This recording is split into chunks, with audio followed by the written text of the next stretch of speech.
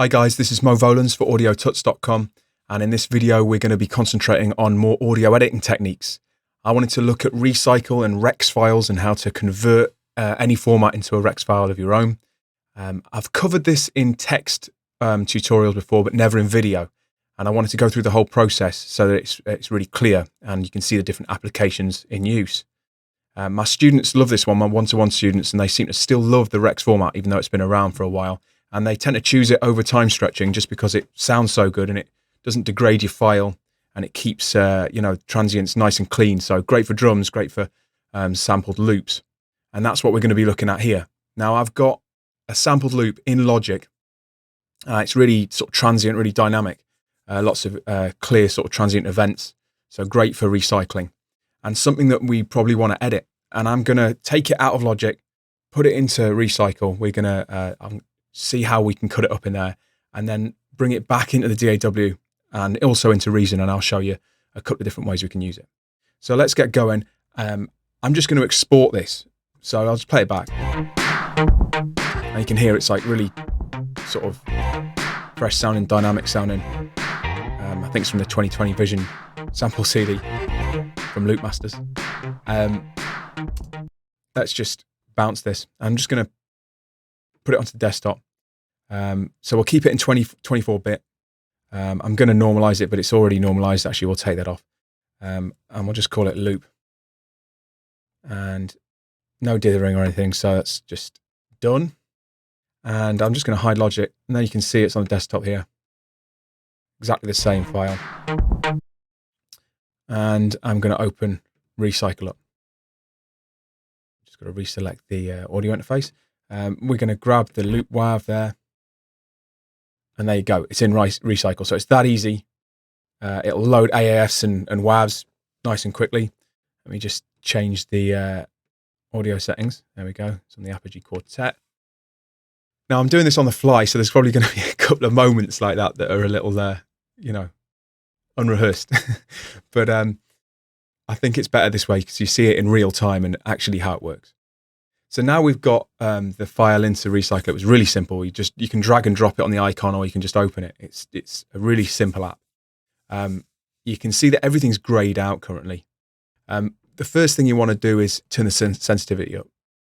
So we just keep going with the sensitivity, and you can see the markers coming in. And when you feel that the markers are getting too many, if I go down to about 20 here, you're better off having too few than too many. And you'll see why, because if I turn it up, we've got this huge grouping of markers here we just don't want. So let's take it back down and delete a few. You just select them. And really what you're looking for is sort of, it to be quite uniform, and you get a feel for exactly where they should be. I mean, I'll show you in a second, but you can audition each slice.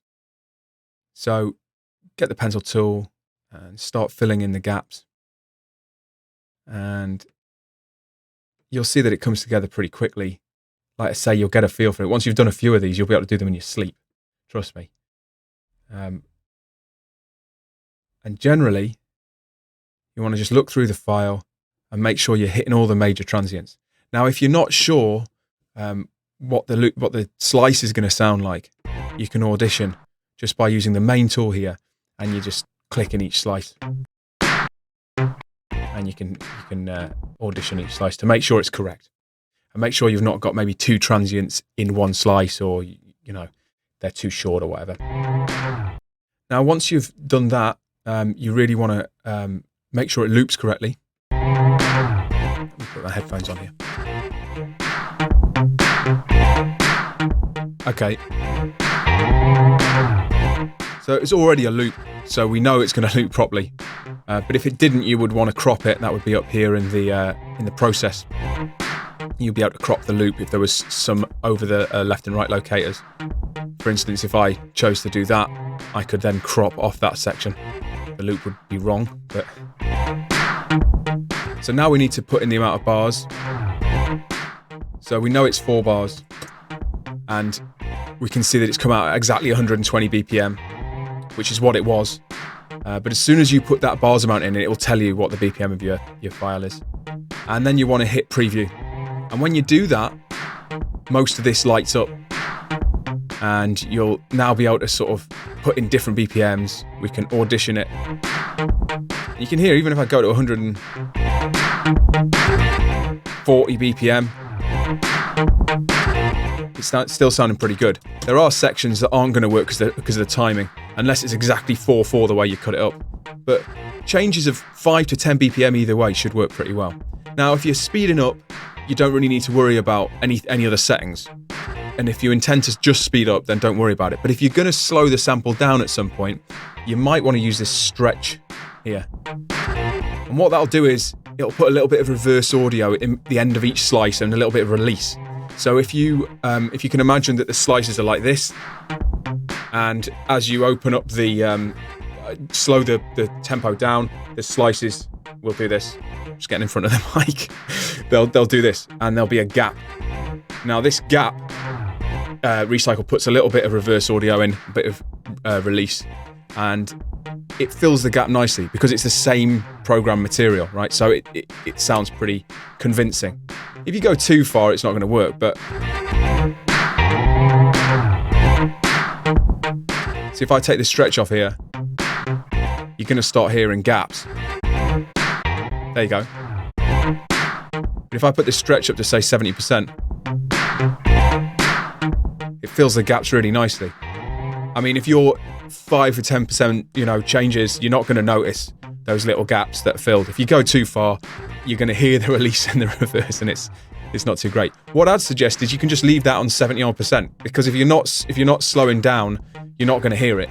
But be aware that each slice is going to have that little bit of reverse on the end. So if you intend to trigger a single slice in MIDI or in a Rex player, you're going to hear that. But you can always come back into Recycle and kill it, and change the setting because this is non-destructive. So let's go back to 120, and we're ready to go. So let's call this loop again. We'll just put it on the desktop. I'm going to hide this, and then the first way you can use this file, let's just mute the original, is by just importing it straight into your DAW. And it's great because, let's just grab it first before I waffle on about it. It's going to tell you, it is in Logic anyway, it's going to be different in Cubase or Ableton. They probably are a little bit more transparent. I think they just import it straight in. Logic asks you a series of complex questions before you're allowed to bring it in. But it wants to know what you want to do with the slices essentially, because obviously now this file that you've made, this .rex file, and let's just show you on the desktop. There's a difference. It's actually going to be made up of slices and MIDI information now. So it wants to know what to do with those slices that you've made. You can crossfade them, so you can have them all on one track crossfaded together, which is a bit of a mess. You can add tracks, which is crazy because it puts a new track for every slice, also messy. You can render into a single file, which is quite interesting because that'll just set it at that BPM. We'll end up more or less with what we've got above here. But you could import it at whatever tempo and it's going to just render it. If you can hear my phone in the background, I'm sorry. I forgot to switch it off. The last one is probably my favorite, render into Apple Loop. Apple Loops are essentially Apple's answer to Rex files, and they change tempo in real time. So if you're going to bring it into Logic at least, this is probably the best thing to do. It's going to then ask you if you want to add it to the library. Yeah, okay, I'll add it to the library. And there it is. Somehow we've lost a little bit of level. Not sure how that's happened. But I think maybe because I had it turned down on the mixer, yeah. Okay, so if we play this back, sounds pretty much exactly the same. I'll normalize it. And the good thing about this is it's editable, just like any other audio file. You can slice it and dice it or whatever, but also it'll change BPM. So if we go to 130,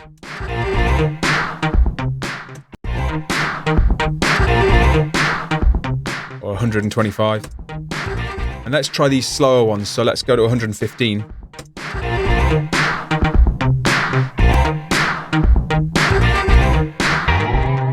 Really works, So that's a good way of using it in Logic. Like I say, in Ableton and Cubase, it's just going to work, I think. Logic's got a habit of having its own way of doing things and making them quite complex, as you'll probably know if you're a Logic user.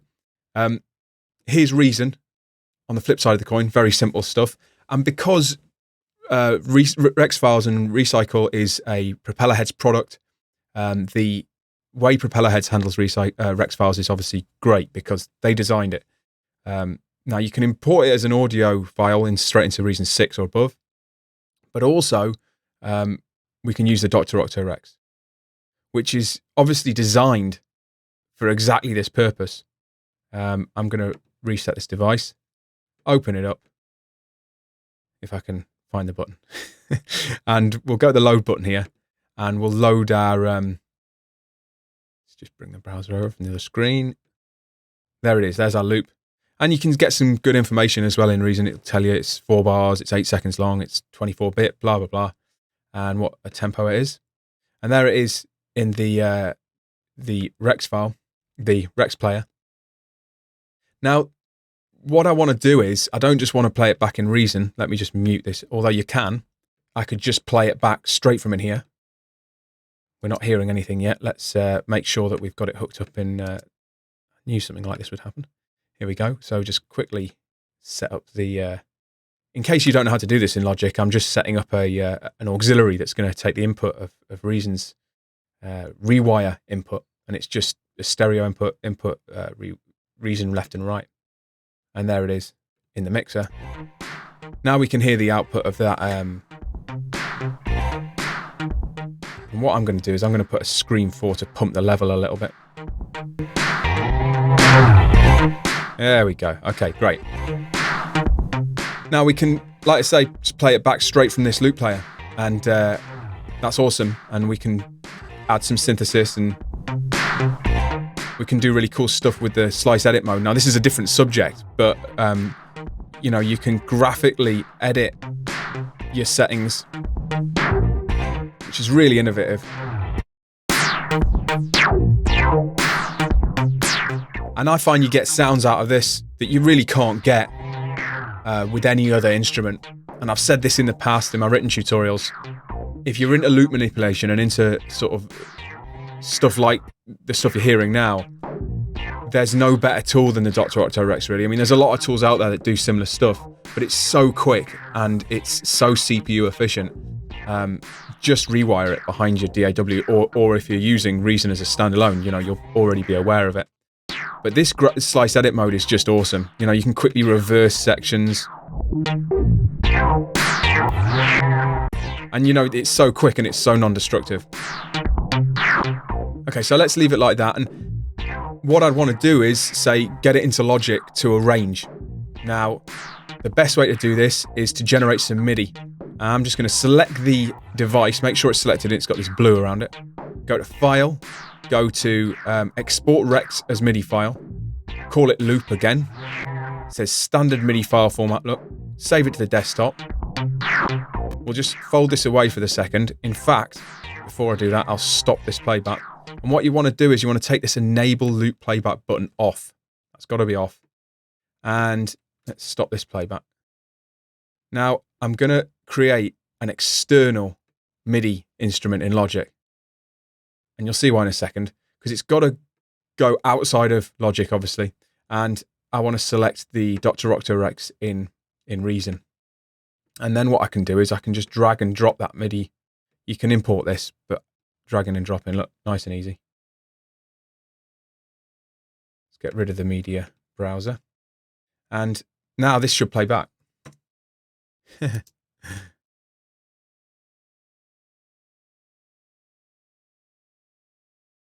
It's on the wrong Dr.Octo Rex.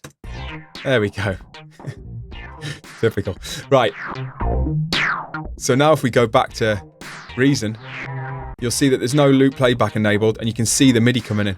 So that's played directly from Logic, and you can swap the MIDI around, you can edit it, you can repeat it. And this is one technique that, like I say, my students always ask about, because you can make great variations of a file really easily by using the graphic edit mode, by using MIDI editing. And then that can be added into your arrangement really easily, copied and chopped up.